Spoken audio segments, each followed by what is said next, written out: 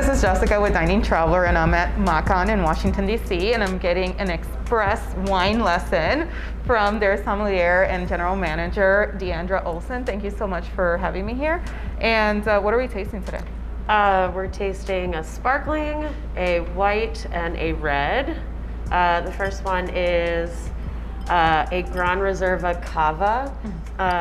Cava normally is Xarel-lo Macabeo grapes. This is actually 100% Chardonnay and aged on Lees Gran Reserva, meaning it's aged for 2 years. Done in the same style as champagne, so method traditional. It's all organic farmed grapes, biodynamic winery as well.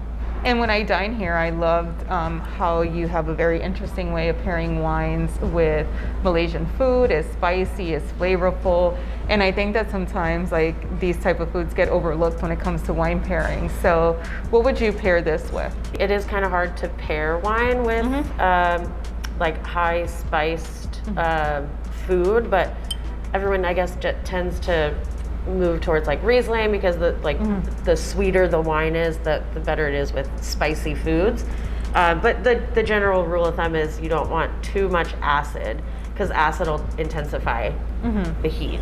Bubbles go with everything. I mean, anything salty like popcorn and salt and vinegar chips you could eat.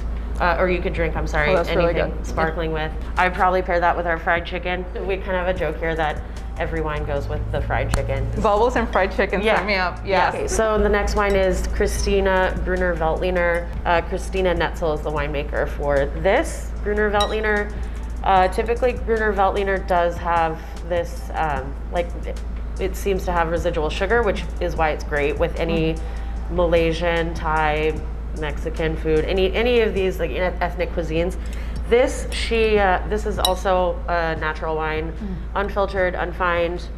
Has a little bit more like white pepper zippiness to it, but still not too high in acid that it would intensify all the heat. Sometimes Brunner Veltliner can have like this like vegetal quality too. It helps with helps to build the mouthfeel. It tastes like a little like cucumber there almost. But yeah, this one is very like light and spring summery.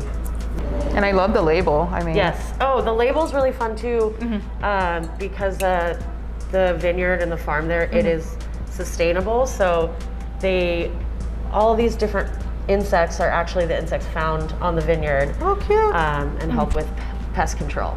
And I love when you have a wine that has a cute label and it tastes good because like sometimes we look at the label and it's like, oh, it's so cute, and then you buy it and it's just not very good. Yeah, I'm a big fan of taste. If I love the wine, it has to have a good label. Yes. And then the last one is also woman-made, Catarina Vieira. This is from Portugal, Herdade do Rosim. It is a field blend of red grapes, Tinto Grosso and Trincadeira mostly, but it is done in the ancient style of fermenting and aging in amphora, or those big clay pots.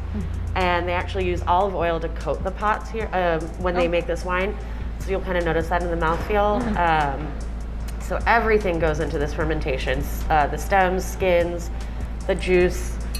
Any wine that makes that like light bulb in your brain go off when you taste it, that's what I like to drink. This would be great for somebody that like wants maybe like a California style Pinot Noir. Very silky tannins, really bright, like youthful, fresh strawberries and pomegranate. And what would you pair this with? So because it's on the lighter side, I probably wouldn't pair it with anything too intense like the beef rendang or the pork vindaloo. I always go back to the fried chicken. But this would probably go really well with all the vegetarian dishes, like the eggplant, the sambal balado brinjal. It's a super aromatic eggplant with galangal, lime leaf. The yu choy probably would go really well with this. It's this very savory, rich yellow soybean gravy with wok fried yu choy. It's very similar to bok choy. Very green tasting. I love that green taste. You can feel how it like slips around. I can taste like that faint, like a almost like a strawberry olive oil, you know, salad. Yeah. Very good. And for those who don't have an in-house sommelier and you're cooking at home, more folks are cooking at home and they're being more experimental with their recipes, trying more international stuff. What would you say to them, like what to look for in looking for these types of wines? Like I said, a big rule of thumb is if you're going to be eating something on the spicier side, stay away from high acid and big tannins because that will exacerbate the heat. I love Riesling, Gruner Veltliners, Gewürztraminers for whites. Those all go really well with spicy cuisine. For reds, like I said, stay away from a high tannin structure, or at least if they're very pungent, I guess is the word maybe. Tannins, it dries your mouth out, so also intensifying the heat. Well, thank you so much, Deandra, and you can find her at MACON here in Washington, D.C. Tell them that Jessica sent you. And thank you so much for these wine tips. Everything was delicious. Thank you. Thank you.